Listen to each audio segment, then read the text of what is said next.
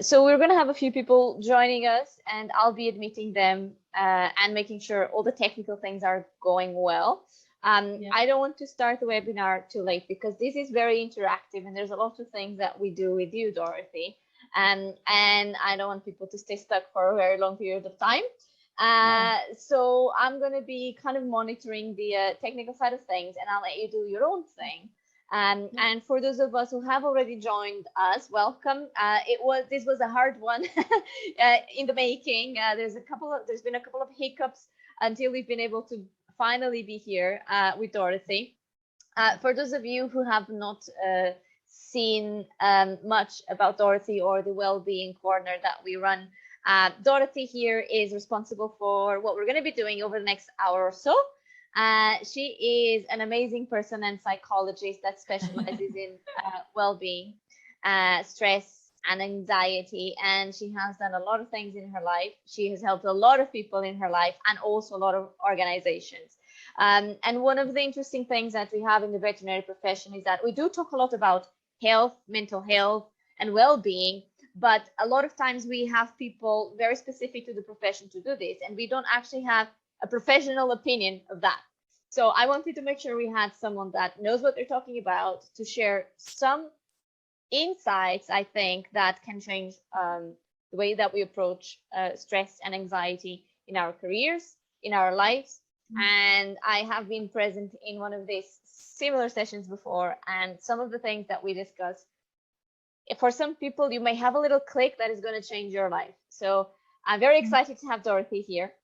And I want to thank you for being here, despite all the, oh my God, something is happening in the house and everything is is on fire. Yeah. A lot of resilience there. Exactly. But we've got a bit of an audience already. For those of you who have joined us, you can use the chat box. You'll see that this will be interactive. So you can use the chat box. You can also unmute yourselves and ask questions. And if you want to have your camera on, that's not a problem. I think, Dorothy, if you want to do otherwise, please let me know. I want to welcome everyone who's here. I want to wish you all a good time enjoying this session. And Dorothy, I'm going to give you the word so you can kick off this session, and I'll keep track of everything here. I'll mute myself and you can start, maybe say a little bit, but tell them a little bit about yourself before we get started, because I know that's going to have a relation to what you are doing at the moment, right? So take it off. Thank you so much. Thank you, Andrea. Thank you so much. Thank you so much for joining us. And I'm really delighted to be here to talk about such an important area of our lives, stress, resilience, well-being. This is really, really important. And I think the last couple of years highlighted the importance of well-being even more.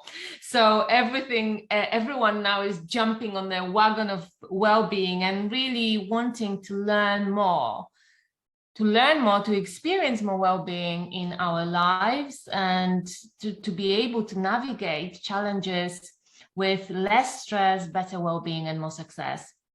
And this is exactly what I do. So Andrea already introduced me, and what can I add to this?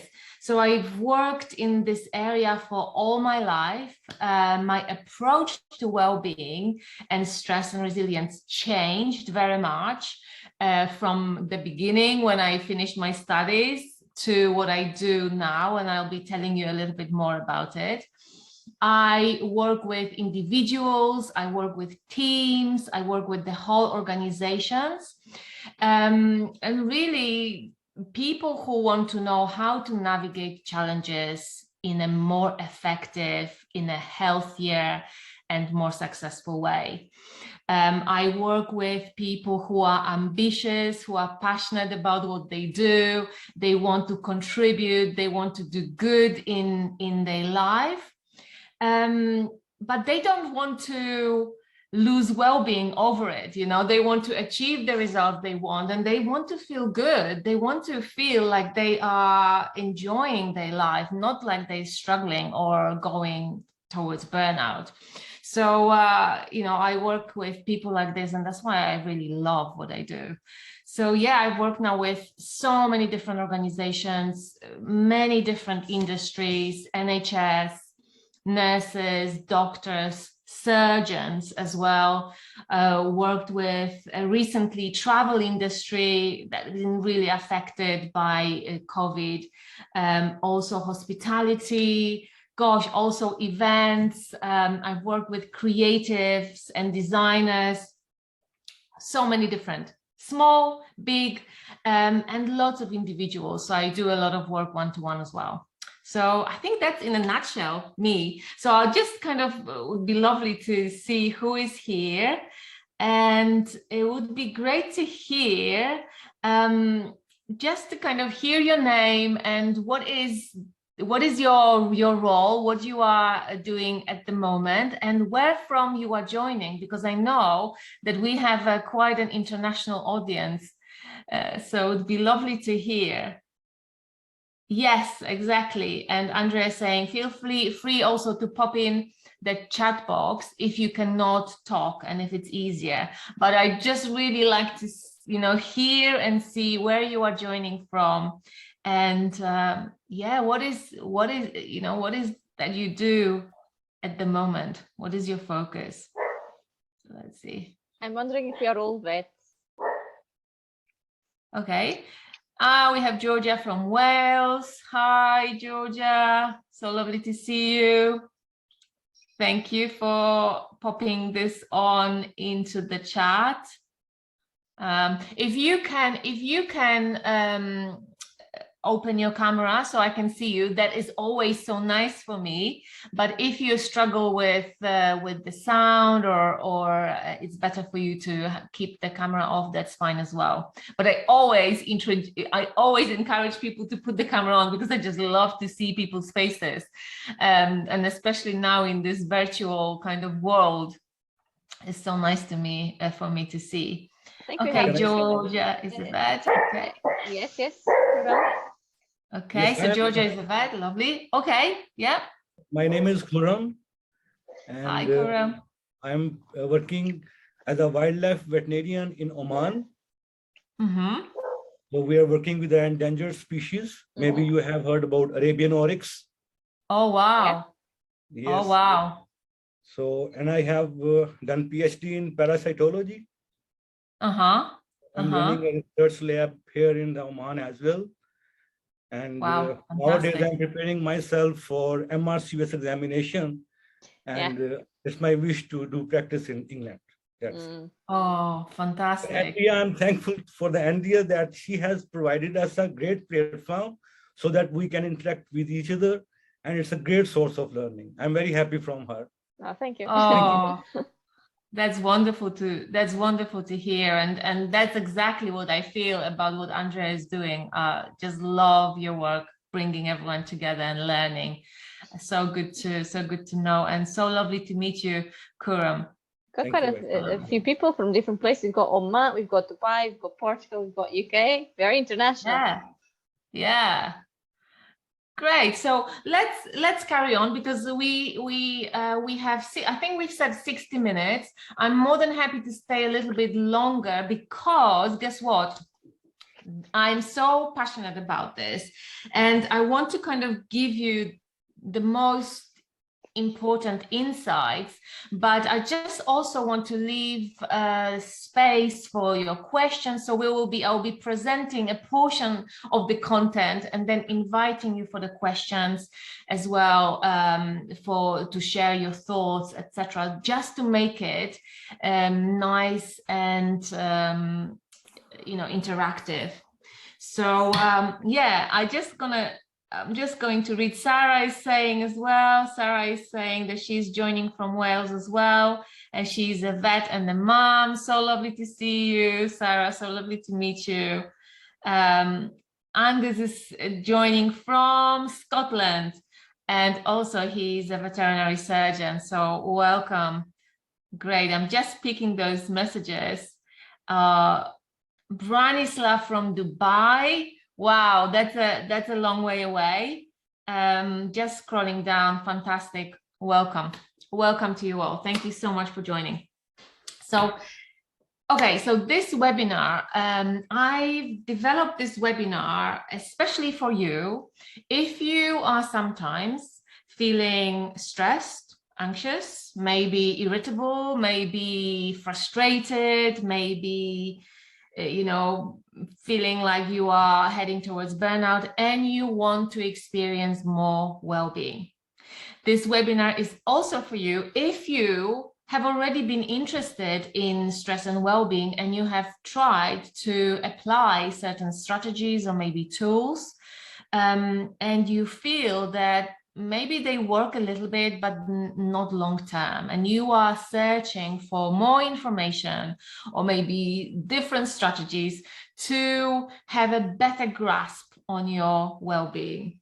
So this webinar is also for you if you are working hard, if you are working really hard, but you feel that you are maybe not getting where you want to be if it comes to your achievements, or maybe you are achieving what you want to, but again, your well-being is suffering. And because of that, you feel like, you know, the burnout in a way is on the horizon. And also this webinar is for you if you may not struggle with stress at all, which is absolutely fine, but you just want to learn because you are interested in this subject and you want to learn something new, something that can be helpful. So you can again, you know, do a really good job at work and develop your potential and live a healthy, fulfilling and happy life. So everyone who is here and if you find yourself in one of those categories, again, that's amazing. And I hope this will be helpful. So further on, so just quickly, what's in store for today? So I was basically literally kind of sitting and thinking, gosh, I have so much to share with you, and I needed to compress it all in such a short amount of time.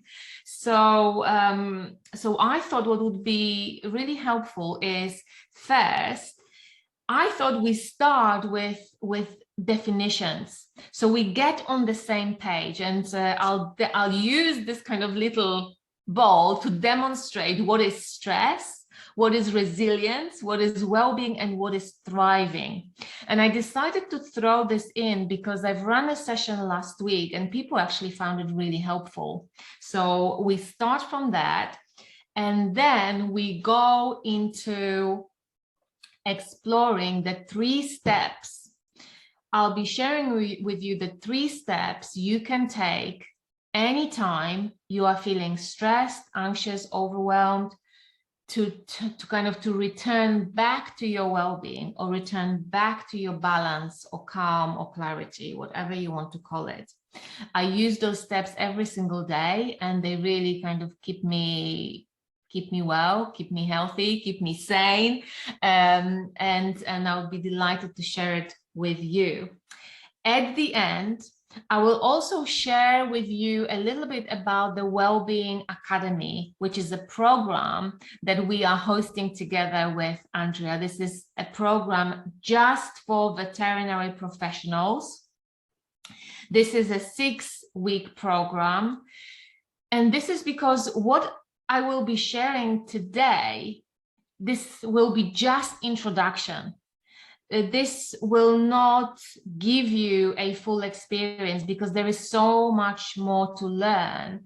And also the learning is not just intellectual learning, but very much experiential learning.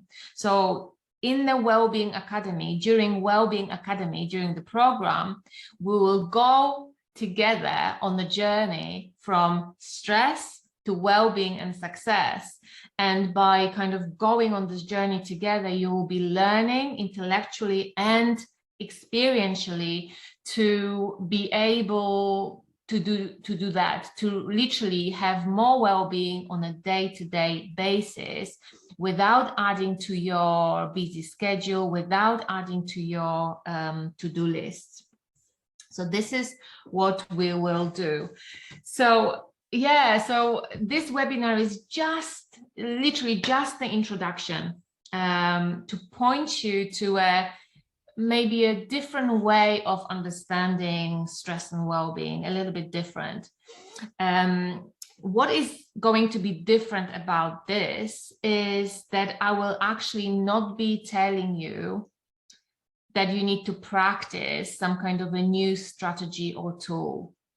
And this is often what is being recommended to manage stress and improve well-being. Often we hear, oh, what you need to do, you need to go to the gym, you need to exercise more, you need to meditate more, you need to have hobbies, etc., etc. And this is how you will have less stress and more well-being. So today we won't be doing that. Saying that, I'm not saying that those strategies are not helpful. They can be very helpful. And if you're already having some strategies that work for you, please continue using them.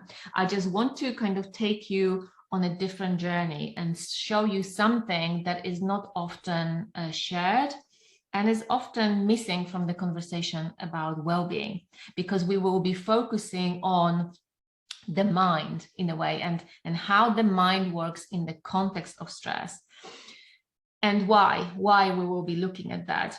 Because in my profession, in my career, I have seen, working with people, I have seen that actually when people start to develop better awareness and understanding of their psychology, what's happening in the mind, they naturally become basically less stressed. They naturally experience more well-being. They naturally are able to turn challenges into more positive outcomes. And what I've seen also from my personal life is that that awareness, that kind of self-knowledge is much more powerful and much more helpful and much more effective than any strategies that you are being told to practice without having that deeper understanding. So this is really where we will be focusing today, and I hope you'll find it interesting. So let's see if there are any questions so far. Let's see if any questions so far before we just kind of go into very, very briefly about definitions, just to kind of, what is stress? What is resilience? What is actually well-being? And also I want to throw in, what is thriving? And this is something that I've been asked a lot, because we talk a lot about stress, but people say, we also talk about thriving, but what actually is it? So is there any questions? Okay, so yeah, if you have any questions at all, you can literally just pop it on the chat, and when we have a little space to answer those questions, we will be picking them up. So yeah, okay, so no questions so far. So let's start with stress. What is stress? And I want to use this kind of a spongy little ball to explain what is stress. So basically stress, and imagine that this ball is actually me. This is human body. This is human. This is me. And I'm just walking throughout the day. And the stress is literally experience of tension and pressure.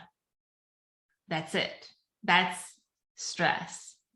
Experience of tension and pressure. And this is a natural human experience we all experience from time to time. There are so many different symptoms to stress, but fundamentally, stress is an experience of tension and pressure. And stress is this body's response. So our body responds with this tension and pressure when we perceive something as challenging. So if I go through my day and, for example, know that I have let's say a difficult client or difficult meeting, and I'm thinking this is going to be challenging, guess what is going to happen? My body is going to start to feel it. I'm going to start to feel the tension and pressure and many other symptoms and signs as well. This is absolutely natural process, and that body reaction is actually functional. This is functional. This is actually healthy. This is how our body is meant to respond when we perceive something as a challenge. So stress in itself is not negative, is not harmful in itself. Stress can lead to unhelpful, to negative outcomes if we don't understand it, if we stay like this for a long time. And unfortunately, a lot of people do. And we will be, and I'm helping them to come back to this kind of state back again. So we have stress so far. So this is stress. And what is resilience? So resilience is literally our ability to come back to our natural, relaxed, balanced state. So literally, this is the resilience is the capacity to, in a way, absorb the pressure. So there is this kind of, in a way, our body has a capacity to absorb the pressure, to tense, and then open up and spring back to its natural state. Okay, so stress and bounce back into resilience, into balance. And those two processes, stress and resilience, they work together very, very well. They are meant to work together. So in a way, when we talk about stress, at the very same time, we're talking about resilience. And sometimes those subjects can be completely divided, but I really want you to see it as the same function of the body and the psychology. So what is well-being? Well-being is actually the capacity to go through our day and go tension and open, tension and open. That's the well-being. The well-being is about feeling good and functioning well. And the functioning well at the fundamental level is literally that capacity to absorb some pressure and tension and come back to balance. So the well-being is not a static state, is a fluid state of actually doing that. Well-being is not that, and well-being is not that all the time, because that is not possible. Well-being is literally that functioning really well. And as an example, what I like to share is the same as a heart. So heart is tensing and relaxing, and exactly this is what well-being is. So the heart will not be healthy if it's all the time like this or all the time like this. It's both processes. So this is really what well-being is, and that capacity to go through life like this is literally within every single person. Because we will be looking a little later is how is that happening, that we are able to do it? What enables us to do it? And I want to actually to point you now that what enables us to do it is that in a way inside of us, we have this, I want you to imagine as a spring. So there is a spring inside of us that actually enables that. And we don't need to do anything actually to do it. It happens on its own. That spring kind of works on its own. Every single person has that capacity or that spring within them. But for some people, that spring becomes a little bit rusty. And that's why I teach them about the mind, because guess what? By understanding the mind, we can unrusty the spring so it can start working much, much better. So this is well-being. And I also want to kind of throw in what is thriving. because a lot of people say, so, what actually is thriving? And, the way I like to portray thriving is that thriving is literally well-being, so that capacity, but thriving in a way, if you can see this ball kind of bouncing really high, and that ability to bounce higher in a way, kind of, I can't really throw this ball, in my room because it's not going to show anything, but that ability to really bounce back, because thriving is all about experience of growth and expansion. Thriving is basically all about learning. Thriving is about facing challenges, learning about ourselves, learning about that spring. And what is really helpful again with thriving is that the more understanding we have about that spring, the more connection we have to that spring, and the more understanding of the mind, we are much more capable of that bouncing and going through our life in that more easy and enjoyable way. So I just wanted to share, and I don't know, Andrea, if you want me to share the slides, but here are the slides, because I thought I'll just put it out there. Stress, what we've just shared. Here is resilience. Again, is there in each and every one of you, is this inner spring, that inner capacity to come back to balance. Well-being, it's a cycle of this contraction and relaxation that we all have. And again, this is functional. This is how we are meant to be kind of functioning, being fluid. And here is all about thriving. So sense of development and growth. Actually, thriving is not about not having challenges. Thriving is about challenges. And again, utilizing your capacity and your self-understanding to be able to go through those challenges with less stress and better outcomes. And I always talk about the mastery of mind. So the more we understand about the mind, mastery of mind in a way is mastery of life. The more we understand it, the more we are able to face challenges and not be scared, not be fearful, but know that we have all the resources to actually navigate it in a positive and healthy way. So this is just few, I'm just checking time, just few, just to kind of get on the same page. And this, what I'm sharing may be a little bit different to what you've heard. And it would be great, again, just stopping for a moment, see if there are any questions. If you have any questions, pop them on into the chat. I also wanted to say this. If you have a question that you want to ask privately, you are more than welcome to email me directly, and then we can connect, and I'll, and have a chat to answer your question.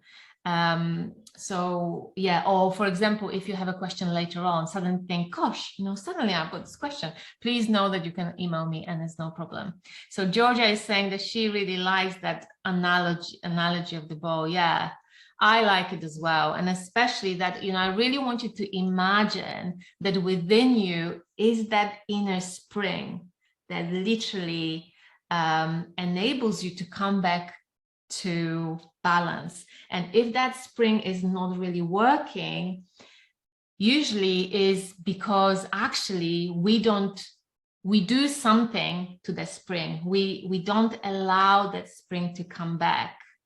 And once we learn, that spring comes back to a good functioning.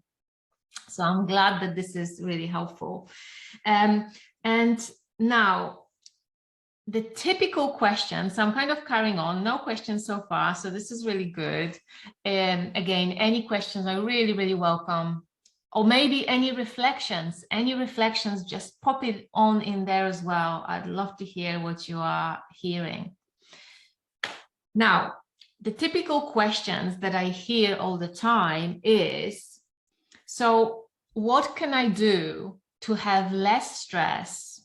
What can I do to be more resilient? And what can I do to experience more well-being? And again, most of us received that recommendation that to have more stress, we have to, again, practice those strategies to enable us to come back to balance.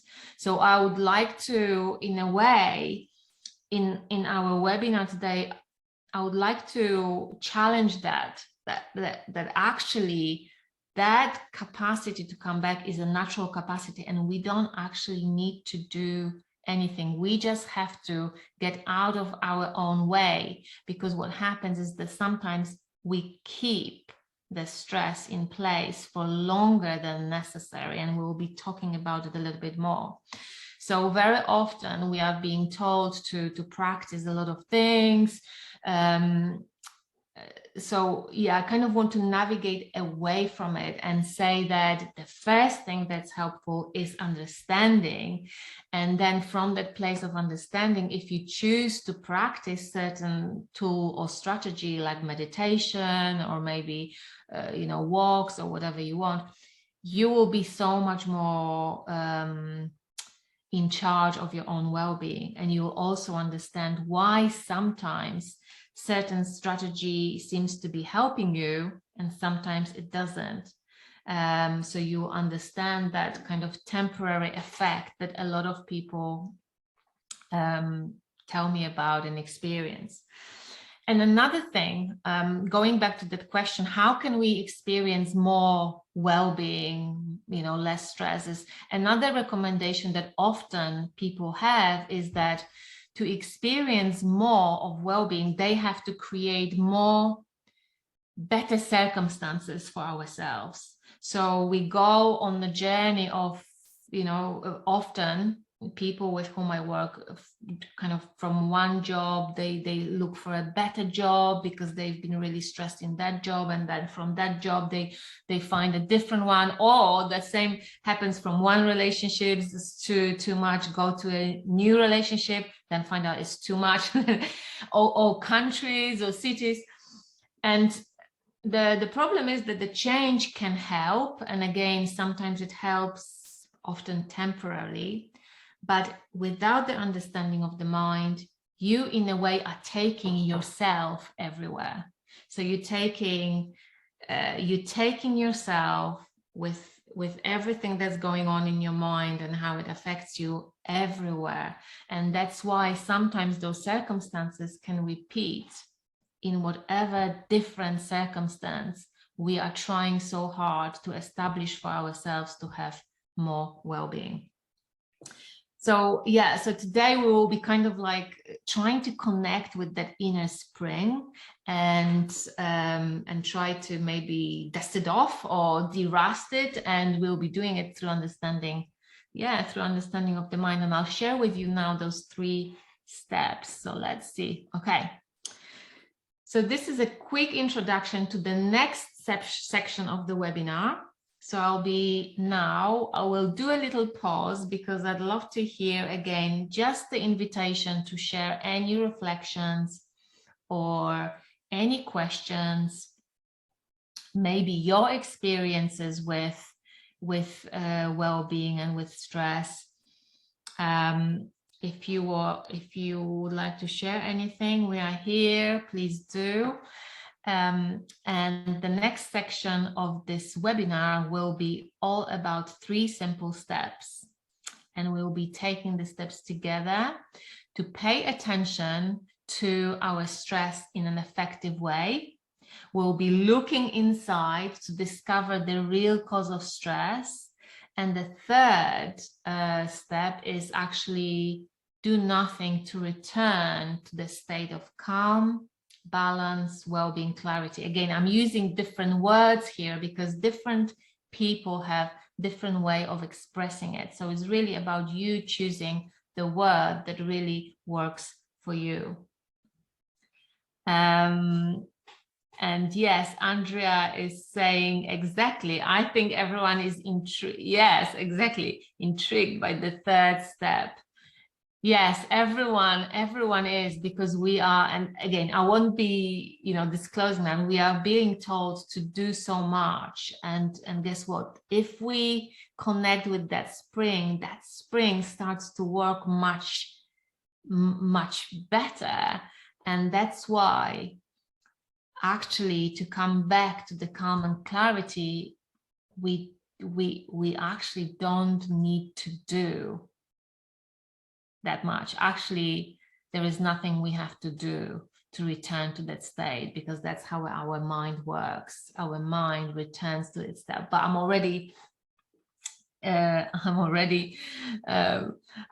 not going to say anymore. We're going to be going together through steps 1 to 3. So you kind of on the same journey. So I'm glad. And Sarah is saying, yes, it's interesting to learn more. So I'm delighted. So that's great. That's really, really great. So, okay. So we are going to be taking step 1. From stress to more well-being. So the first step is very, very simple. It's literally about paying attention to our stress, paying attention to that experience of tension and pressure. And guess what? When I work with people don't pay attention to their stress in a helpful and effective way. Probably, again, over 90% of people tend to keep going and not really pay attention to what is happening until they start experiencing chronic stress, maybe panic attacks, maybe they feel that they've lost all the energy, heading towards burnout, maybe even having some kind of physical problems they develop. So that happens very, very often. And again, most people don't know how to pay attention in an effective way. So I want to take a little moment to invite you to imagine the last time you were feeling stressed. And let's just take a moment to pay attention to your experience of that stress. What did you feel in that moment? And I'd love to hear. How did you experience stress?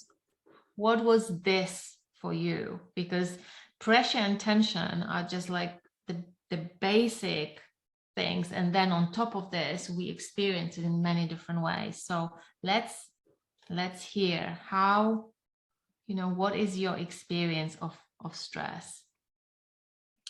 And again, so we can experience stress in many different ways. There can be emotional symptoms, and I call those symptoms signals, emotional signals, like, for example, feeling irritable, feeling frustrated or anxious.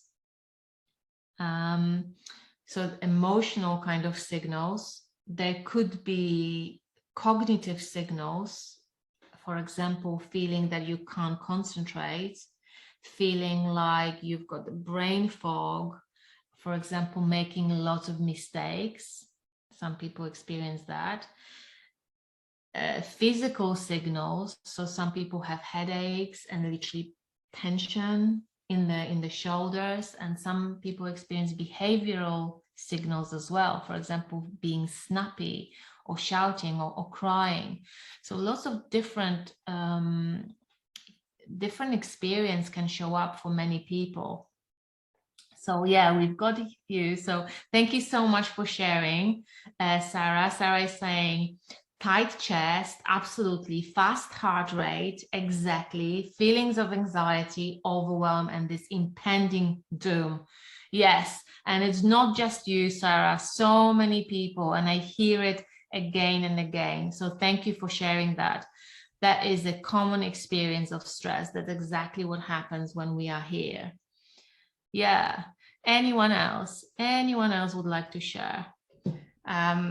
So please, even if you don't share, I would like you to really get in touch with how you are feeling, because this is how you learn to pay attention to your stress. Again, for some people it's really, really difficult. And I work with clients and they say, you know what, I actually don't see it. Only when I come home and my husband tells me you are really stressed, and I hear it, I'm like, okay. Or when they really kind of far down the line and they really are stressed, with the symptoms, with much more physical symptoms, they feel it. So it's really important to actually notice it, to be honest, as early as possible. So I've got Georgia is saying tight throat. Yeah, that kind of feeling, maybe, I don't know if this is for Georgia, but some people feel like I can't really speak, I can't really get my words out, or even sometimes like dryness in the throat. Yeah. Yeah. I have another person, he's saying thoughts flying around, lack of ability to maintain focus. Exactly, that lack of ability to concentrate. Wanting to give up. Katya, thank you for sharing. Exactly, that feeling like I've had enough. That's it. I just want to go home. Yeah, and Sarah said accelerated heart rate, sweating, irritability. Yeah, so it's really good. So you can even write it down, and I'll just invite you, even tomorrow and next week, really be quite curious about that experience and see what really shows up as the first kind of early bird of your experience of stress. In a way, as early you catch it, to be honest with you, the better it is. But even, catching it at any time is really helpful. So that's why we are doing this exercise, because that experience of stress. So another question that I have actually for you, what is your relationship with that experience?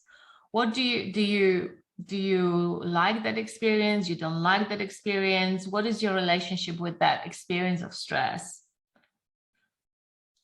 Feeling like wanted to, go away, or I don't know. Just again, this is for your reflections. What is your experience? What is your relationship to that experience when you start having that heartbeat, tension?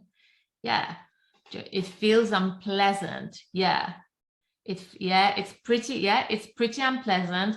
And in a way, the reason is this experience is unpleasant is because it's meant to be unpleasant, because you are meant to be noticing it.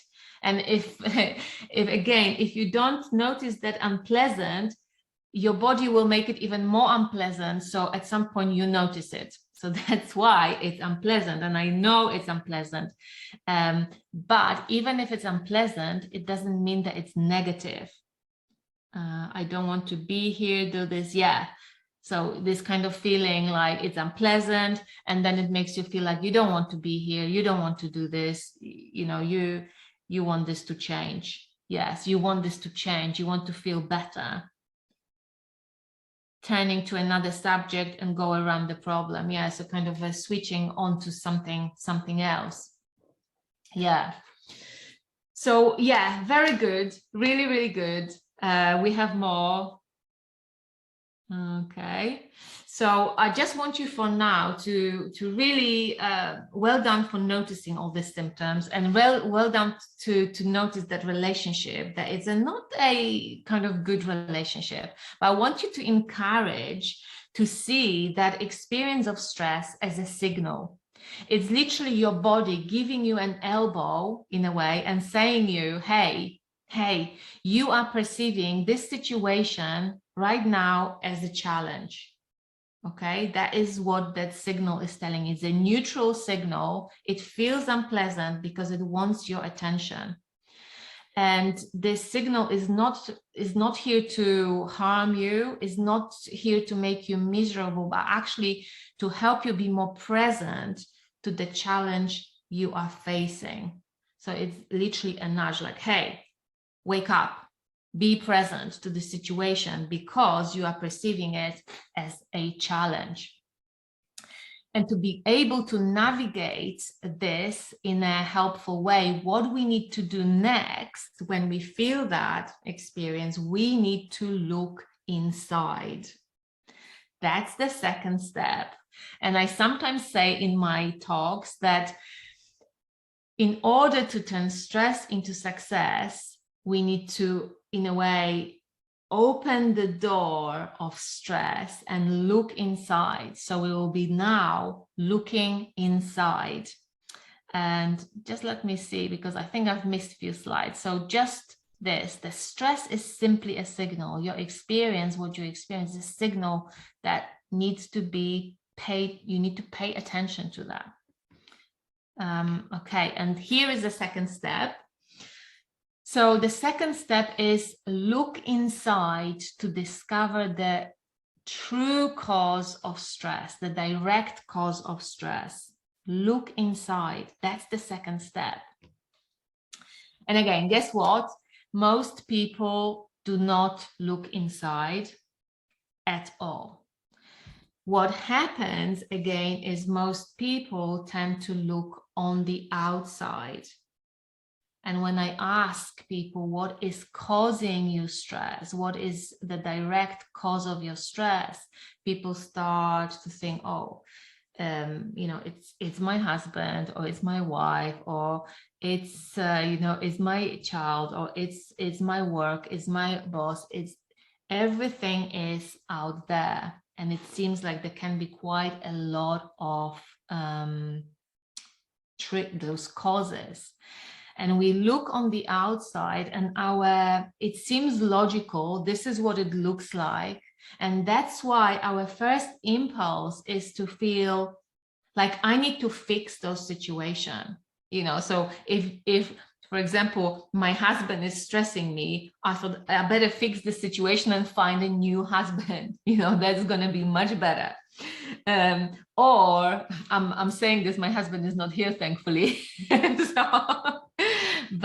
But this is usually how we think. If I fix those problems, I will have less stress. And we throw ourselves into fixing all those problems. And that is not easy. Some things you can fix, but some things that can take a long time to fix. And guess what? Some things you are not going to be able to fix or address. And that's why looking outside and trying to amend those circumstances is not actually an effective way to look after your own well-being, and effective way to have less stress in your life. So what we need to do, we need to look inside, and I explain why. We need to look inside because actually the true direct cause of stress is within us, is inside. And that is actually a very good news, because if in a way a problem in inverted commas is inside, the solution is also inside. So our mind can be a problem, but our mind is also a solution to the problem. And this is where I'm kind of directing your attention. So I'm aware that it's now a 10 to 9, but we'll continue the session. I hope you can stay. I know that Andrea is recording, but I'm now going to explain about stress and why we need to look inside, and then we'll open up for questions and reflections again. So I hope you can stay with us. Is it okay, Andrea? And yeah, great. And maybe we'll have to just shorten the session, but let's see where I go with this. So what we tend to, most people think this is exactly how stress works. Something happens out there, that event, let's say a difficult meeting that you may have, and that event directly triggers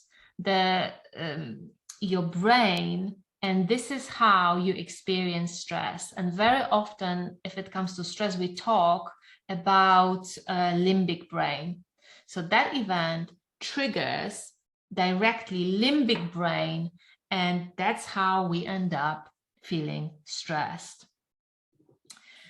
If we understand stress like this, it's natural also to understand that to have less stress, we need to do something about this event. And that's why we focus there. But this is how most people actually understand stress, but this is not how stress works.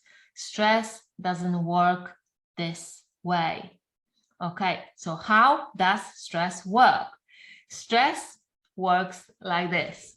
So something happens out there. Let's say this meeting that you have, and your experience of this particular event is informed by what is happening inside your mind. Everything depends on how you perceive this event. So literally, there is a lot of variety. And for example, one particular event can be experienced in many different ways by many different people. And the variety of experience is explained through what is happening in the mind, how we perceive it. And even there is a variety, there's been experiments done looking at one person approaching an event at different even times. And again, there is what we know is a different experience. And guess what? Because what's happening in the mind is different. The mind, again, is fluid, and not everything we see in exactly the same way always. So our experience is unique and depends on what's happening in this kind of lens of our mind.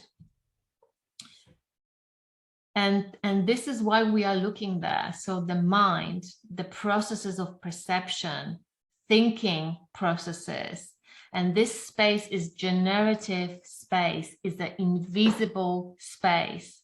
But within that space, in a way, all our experiences are born, because our particular experience is always born out of how we perceive certain situation. And very often in a chronic state of stress, the perception of the situation gets a bit rigid and it gets stuck.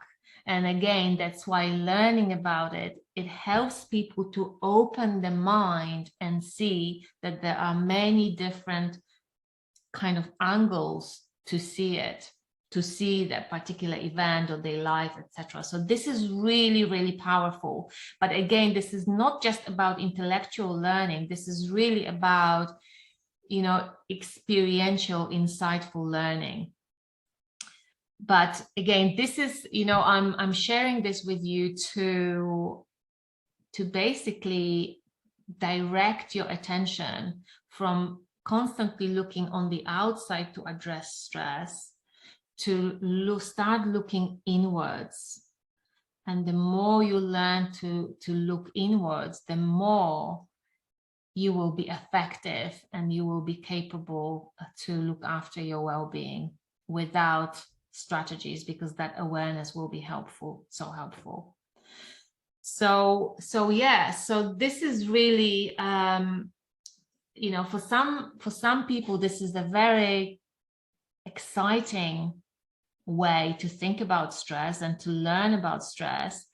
And some people might find it really difficult to grasp at first, and that's absolutely fine. And that's why we have a longer program to really help you fully understand what's happening inside and the incredible kind of impact your mind have on your body, because your mind and your body is always connected. Okay, and this is our feelings and what we have what we experience is the feedback system about what is happening in the mind. These are always, always, always connected. Okay, so again, maybe we'll kind of stop and see if there are any to base my thoughts on. So yes, I'm going to just share a little bit more. So the building block of our experience. So when we look at in the mind and start learning about the mind, we start to appreciate that our thinking processes, a single thought is a building block of our experience. Our thoughts create our experience. So for example, if I think this is not going to be work, this is not going to work, this is going to be really difficult, etc., you will be experiencing it. You know, going into that meeting will be really difficult. I won't be heard. This person is not going to listen to what I have to say. You will experience that thinking processes. Okay. And then you may have a different thinking processes. You may be thinking, I'm going to this meeting. This person is, you know, I hope that this person is going to listen to me. I'm going to present my point in the best way. Again, this thinking processes will impact on you in a different way. So again, just to start recognizing that everything that is going on in your mind is completely invisible, and that takes time to start learning that those thinking processes that are going non-stop in our mind are actually impacting on how you are feeling moment to moment. And actually what is happening inside of you is so much more important than what is happening outside of you to your state of wellness and your capacity to be resilient. What's happening here is of prime importance, and we need to turn our attention inwards to really see what is really going on. Because very often, again, when we are facing difficult and challenging situations, our thinking processes naturally can stir into not being very helpful and actually being quite negative. So this is really what the learning is. But I want to stop a little bit and just kind of get the guidance from Andrea, from you, because I am aware that it's 9 o'clock now, and I'm more than happy to carry on and just stop for a little breather, just to share some reflections and maybe questions. And we need to do step 3. Yes, we need to do. Absolutely, yes. So fantastic. So again, please, even if you're not sharing on the chat, I want you to just think to yourself, oh, you know, how would I be in my life if I knew that the stress that I'm experiencing is actually, it comes from within me? What would that give you, that understanding? And again, I've just only introduced the subject, so I just want you to only be curious and just kind of start exploring. It's like, oh, if that, maybe in that way, it's like, if that was true, if I could see that this is true for me, what would that really give me in my life if I knew that really my stress, sometimes my stress is created within my mind. And by the way, this is absolutely innocent, and this is not to blame yourself, not at all, because nobody teaches us about the mind. And that's why we don't really know, we don't have insight into the thought processes we have. Very often they are invisible to us.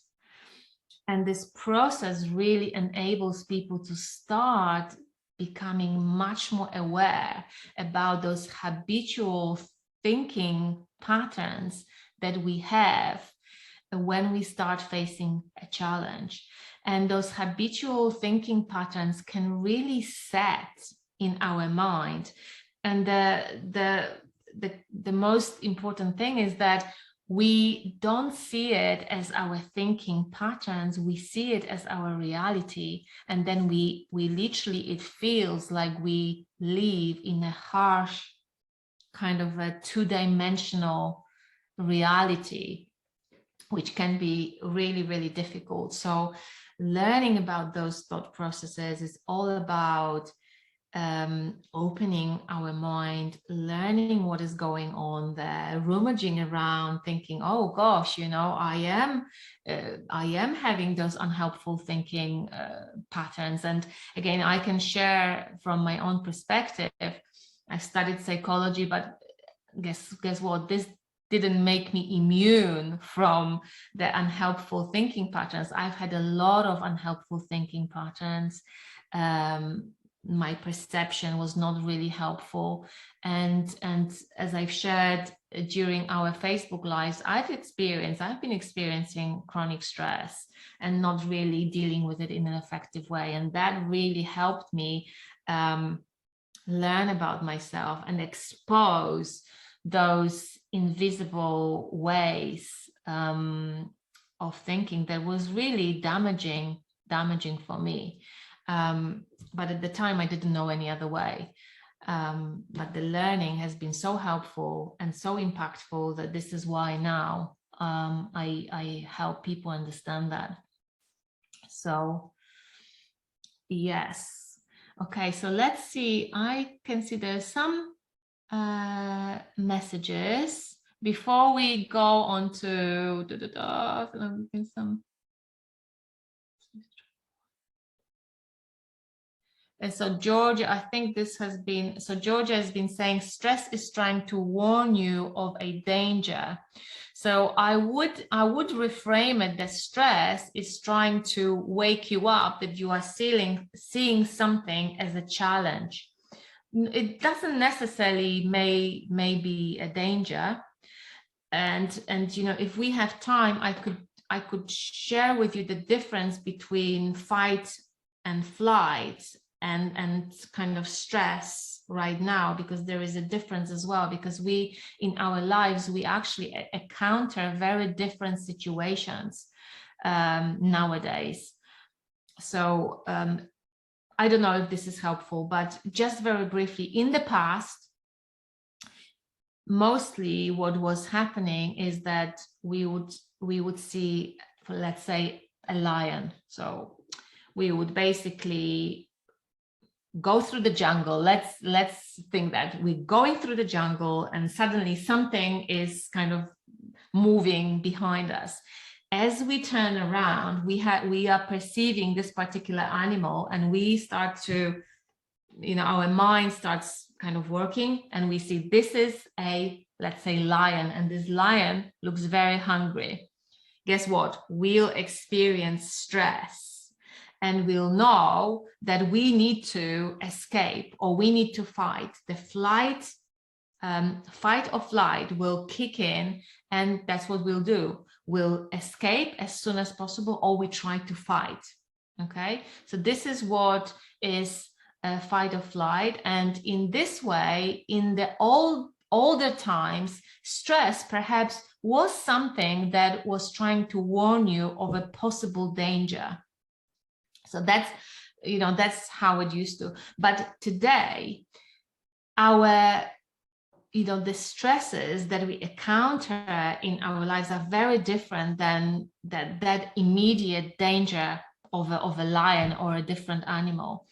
The stress that we encounter today is complex. There is no one single solution, and it's usually, it takes time for us to actually find solution. It is not as simple as fight or flight. It usually, to solve a particular issue, it takes several steps that we need to take. So it's a very different process.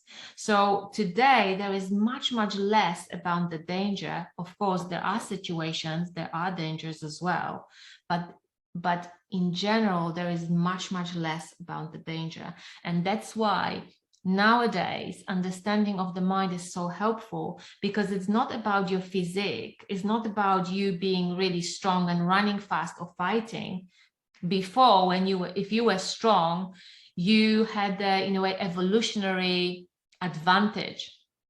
Today, because our environment has changed completely, your evolutionary advantage is the mind, because it is not so much about the danger, but it is about our capacity to again bring calm and clarity to those situations and harness insights to be able to resolve the complex problems, not from the place of stress, but from the place of calm and clarity and balance.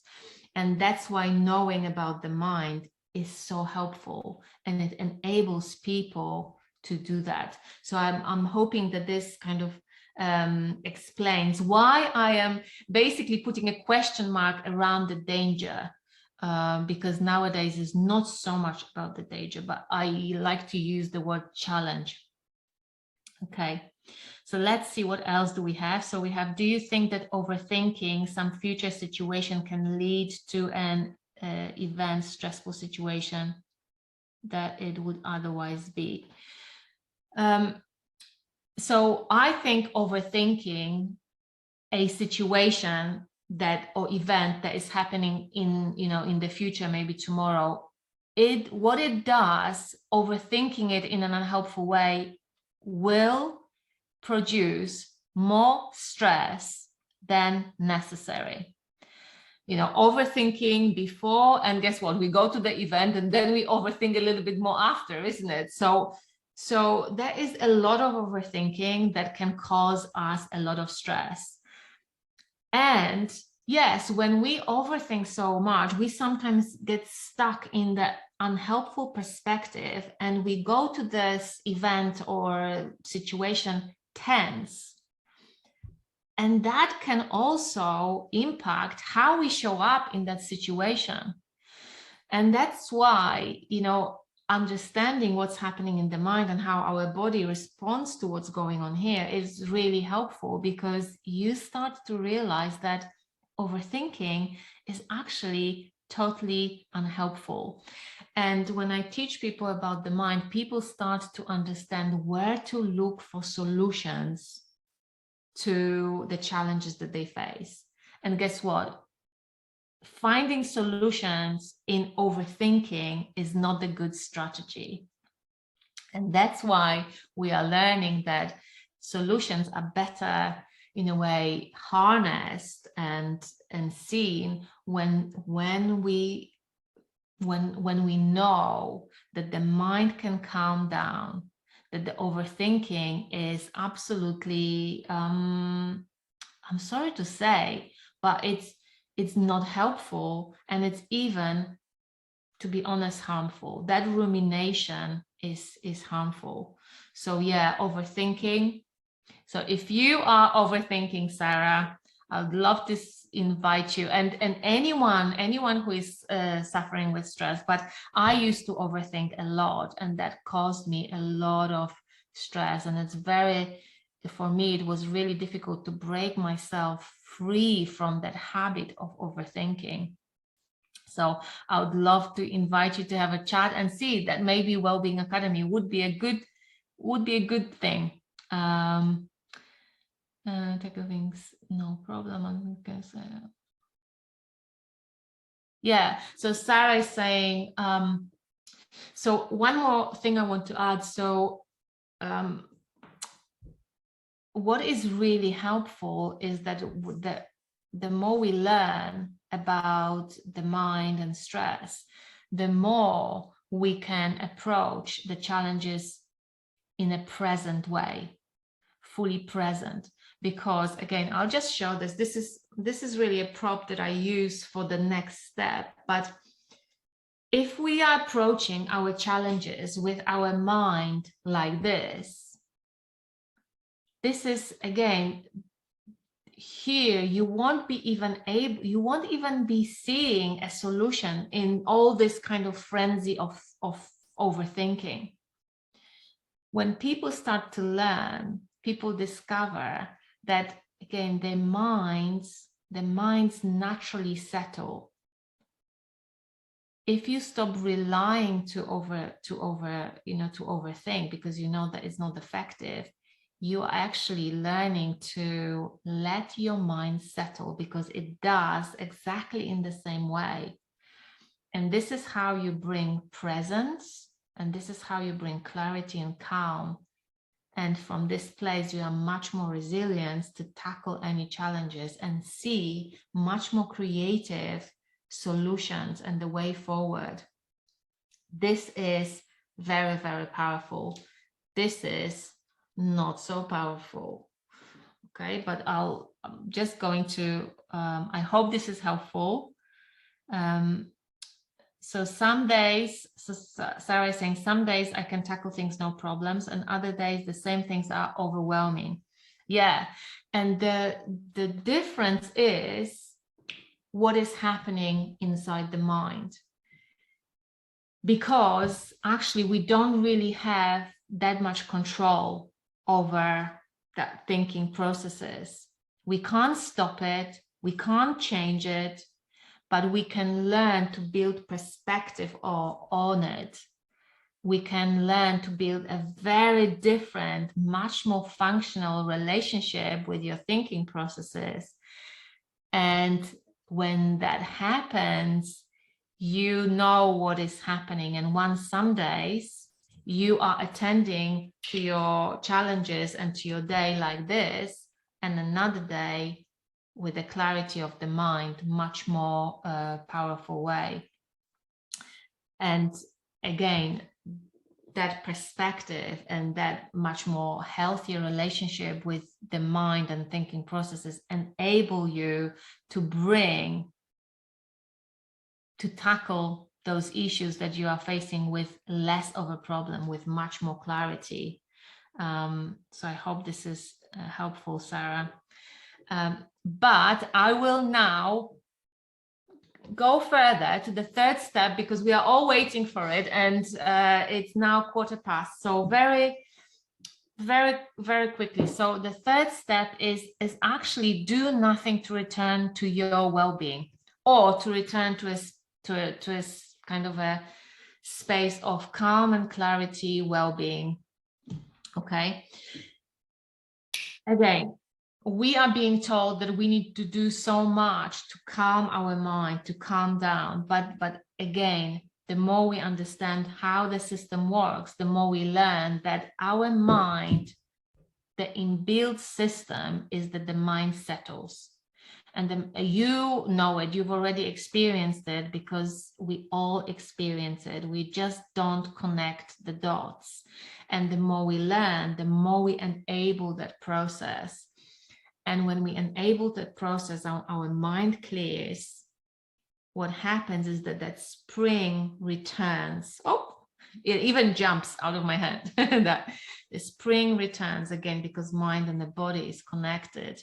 So, but what happens? So when we are facing a challenge, when we face a new circumstance, when we face something that we perceive as a challenge, naturally, what will happen is that our mind will flood with some thinking.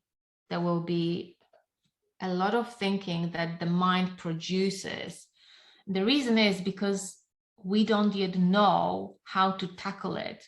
So in a way, the mind is trying to help you by pulling all the data sources that you have stored. And the mind is saying, oh, if this is challenging, I'll show you what kind of data I have for this type of problems or similar problems. And it's like, poof, here it is. So imagine that, your mind is a very young assistant. It doesn't really know how to categorize all this. It's just throws it all into you. And that's why very often when we face the challenge, there is this feeling of thoughts kind of floating around in our head, overwhelm, anxious thinking, a lot of worry, because this is really what's happening. And this can be uncomfortable when our mind is full of thoughts and is stirring like this. We will experience it in our body. Yeah. But there is, again, this is what happens because we are drawing on all the data that we, in a way, we've collected. Now, when that happens and we understand what's happening, usually we stay present to our experience, we stay present, we know what's happening, we, in a way, leave it be. And what happens that the mind, after this, comes back to that state of clarity much quicker. And from that place, again, from that place, it feels like everything is manageable. You can do it. And the solutions that you may see the solutions in that state. What happens for most of us, and again, that was me as well, is that when that initial thoughts kind of a flooding of thoughts happens, it feels uncomfortable. We don't like it. And very often we don't know where to find solutions, and we go into overthinking. And as I say, we start shaking the globe. And this is like, oh my gosh, what shall I do? I'm not going to be able to face it. What is going to happen? I need to find a solution right now. We shake the globe, literally. And also during that time, what happens is that a lot of unhelpful ways of those thinking processes show up as well. And unfortunately, if we don't know it, we take it for real. We attach ourselves to that unhelpful perspective. Like, for example, I don't know, it can be, I'm not good enough. I'll never be a great surgeon. I better, leave the job, or I've had enough. I can't deal with it. That's it for me. My career is over, etc., etc. We literally innocently attach ourselves to those unhelpful ways of thinking, and very often that we can stay like this for a long time. And that's why this helpful is really this learning is really helpful, because we start to understand how we create our experience, how our mind creates our experience moment to moment to moment. And in that process, we can become much more wiser and know that there are a lot of thoughts in our minds that we don't have to pay attention, that we don't have to trust. Actually, there's a lot of thoughts that we shouldn't be trusting and paying attention. And that wisdom naturally kicks in. And in that, we are much more skillful in paying attention to thoughts. They are helpful to us.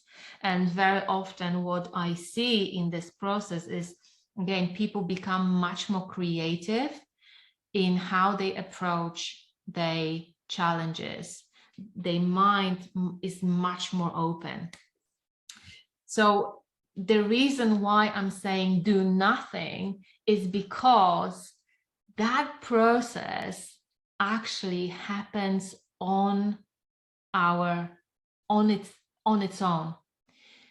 Exactly as the snow globe clears, that's exactly what happens in our mind when we become more present and we have more understanding. It clears more often, bringing us back into that space of clarity and well-being.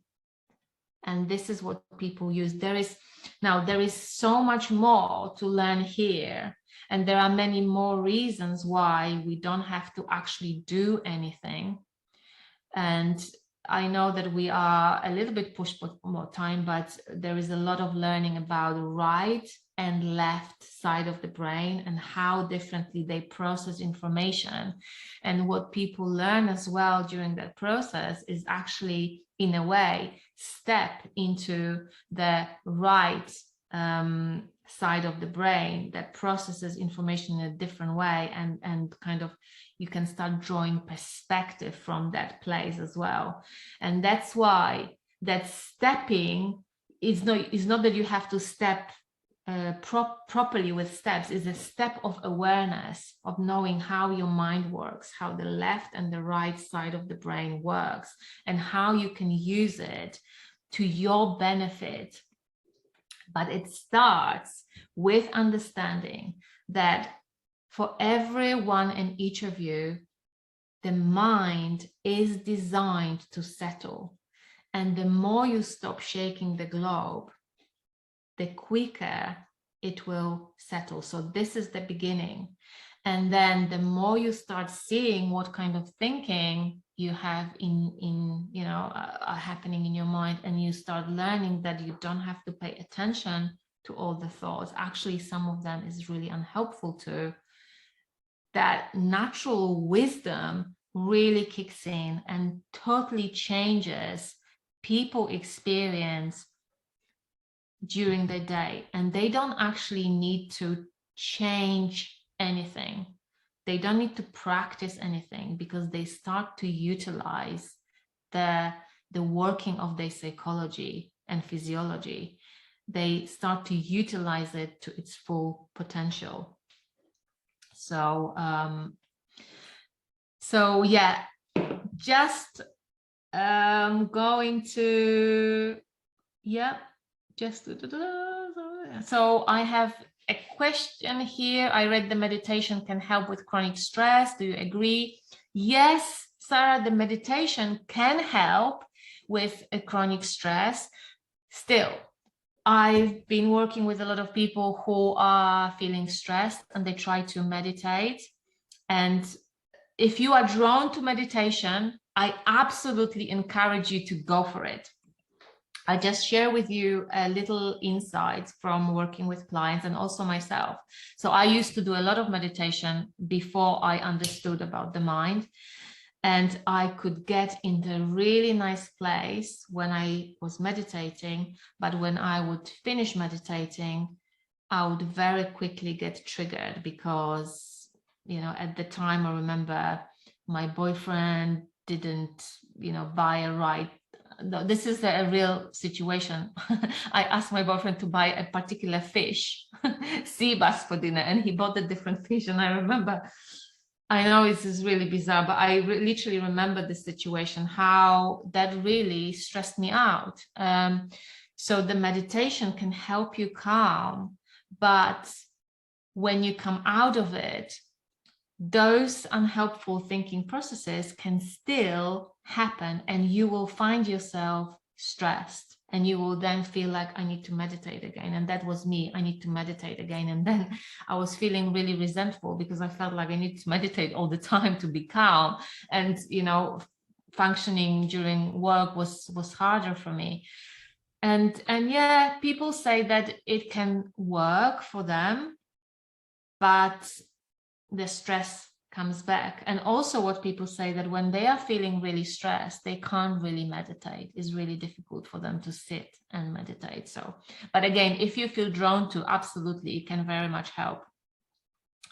And we have Georgia saying, I love the fact you say that you don't need to do anything. Some days my stress reduction activities, meditation, exercise stress me out by adding to my to-do list. Yes, exactly. That's it. So that is what happens to a lot of people as well, that when we feel stressed, it feels that we need to do so much, and those activities coming onto our to-do list, it just can be overwhelming. And that's why sometimes people don't actually even do it when they are stressed.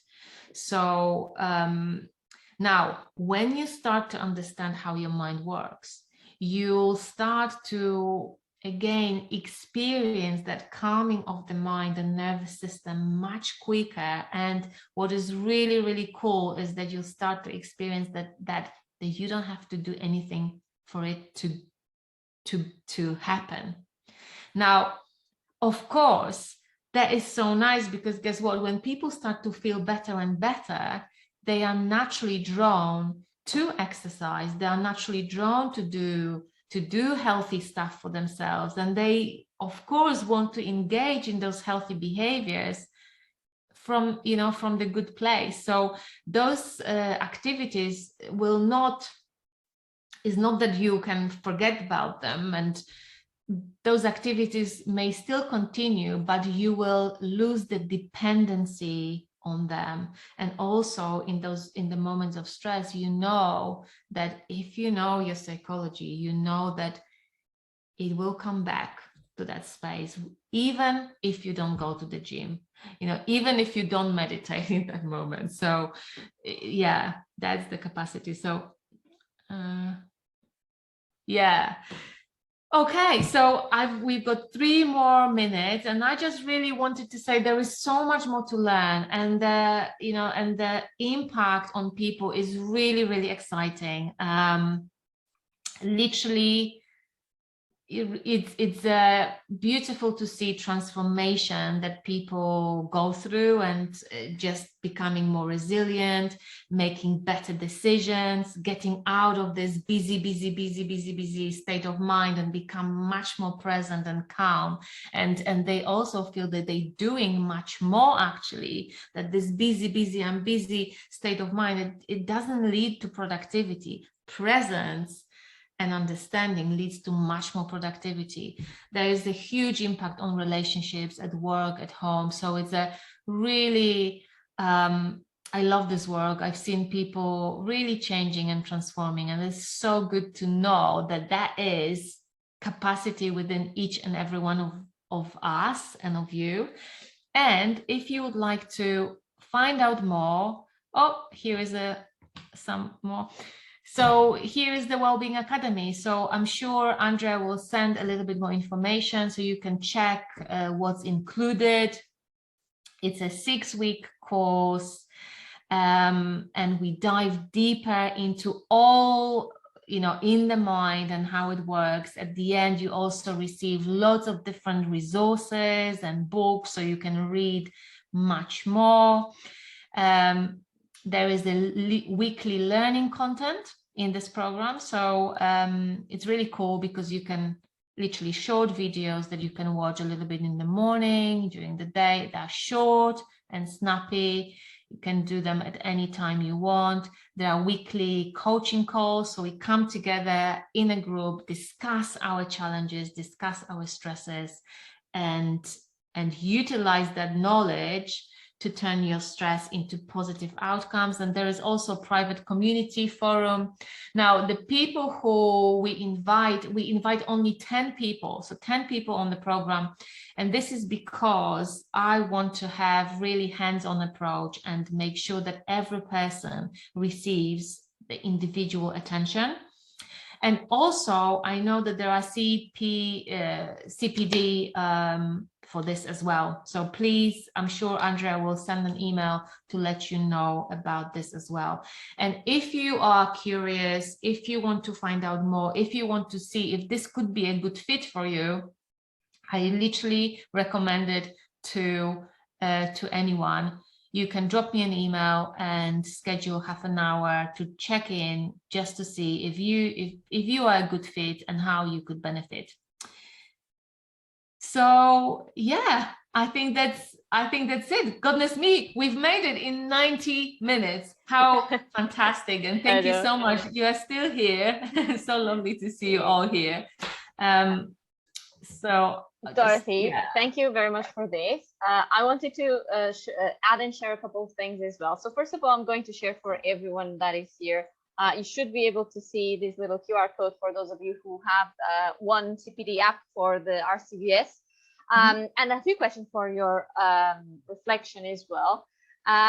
Obviously, as I've mentioned this as well, I wanted to thank you, Dorothy, for this. for those of you, I have been in this academy in the past. It wasn't specifically for vets, and this is why I ended up discussing with Dorothy, can we actually do something that is quite specific and adapted to the challenges that we face? Because we hear all of these things about how in the veterinary profession we have issues with the difficult clients, the difficult procedures, big working hours. We don't have time to sit down, and all of these things. And we know a lot of these are external factors that we have very, very little influence on. We have some influence on it. We can change some jobs, we can change our job, we can work less, but we don't actually have a lot of influence on them. I have done this academy in the past. I think it makes a massive, massive difference in how you gain tools that you can use for the rest of your life, but also how you understand yourself. And it is very interesting because it's not a click and it doesn't happen overnight, but what you find is that you have a very quick hindsight. So a lot of times in our lives, we obviously see things in hindsight, and the tools that you get, actually, for me at least, it's not that I don't feel stressed anymore, or that I don't have bad days, or that I don't have days where I want things to change, but I can much quicker look on the hindsight and say, look, this is what I was thinking, this is what I was feeling, and this is what it was, and it's not that anymore. And I always think about this: everything looks worse and sounds worse at night. I don't know how it is, but for me that was it, like that. So for those of you, if you are interested in looking a bit more into this, you will receive information by email, but you can also find it on both of our websites. So Dorothy has a website at dorothymartin.co.uk. If you go and search for Wellbeing Academy, you'll be able to find this with everything that is included. And there is a little abbreviated version in our website as well at univets.global. If you go to the online academies, there is the Wellbeing Academy in there. And you can see what's included in the program, and it will redirect you to Dorothy's website. So this is really something that is Dorothy's baby here as well. And obviously this is something that we all want you to have access to if you think this is going to help you, and if this is going to give you extra tools, and if you're curious about this, of course. And like Dorothy was saying, if you are not sure about it or what to expect from it, you can reach out to her. I will make sure that on the email you will also receive her contact details to get in touch with her.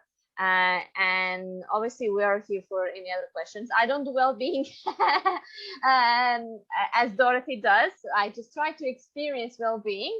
But Dorothy is very capable, as you've seen, of sharing some very interesting ideas. Some things that make everything so much clearer in the way that we think, and the type of things that once you learn, you cannot necessarily unlearn, and that changes how you see everything. So again, Dorothy, I want to thank you again for being here, for putting this together for us as well, and for being available for a profession that is struggling with this situation where no one tells us about stress. Well, this is, I think, a big problem. We are expecting that it is going to be stressful. So our lens from the beginning is already a bit scary. So there's a lot of work that needs to be done to not shake the globe. So because I think this is it. We're having so many things already that are keeping it like that in our lives already. It's so difficult for us to keep it still. So I want to thank everyone as well who has joined this. I will be in touch by email. There's going to be a little feedback form for you if you want to provide some testimonials or some feedback on what we can do next. Dorothy, I have to say, I always find your webinars very interesting, very interactive, and I love them. And they're very much also unexpected, because especially as we are always seeing like these webinars about this is stress, this is anxiety, this is, and then it's a lot of this is what you can do. You can meditate, you can do exercise, you can eat healthy, you can sleep. And I did not want that. And I hope that you guys have felt that as well, and that type of work. And like I said, thank you so much for all parties, those of you who have joined, and of course you, Dorothy, for being here. And for those of you who have not had dinner yet, it is time to go and have dinner. And we will stay in touch, and hopefully my email won't get into the spam folder. So thank you very much for joining us, and we'll see you in the next webinar. Oh, thank you so much. Thank you so much. See you at the next webinar. See you at the Facebook Live. And yes, send any questions. Have a really good evening, everyone. And thank you so much for listening. You've been absolutely amazing audience. And thank you for all the questions and sharing your insights. So thank you so much, and see you soon. See you soon. Bye. Good night, everyone. Good night. Bye.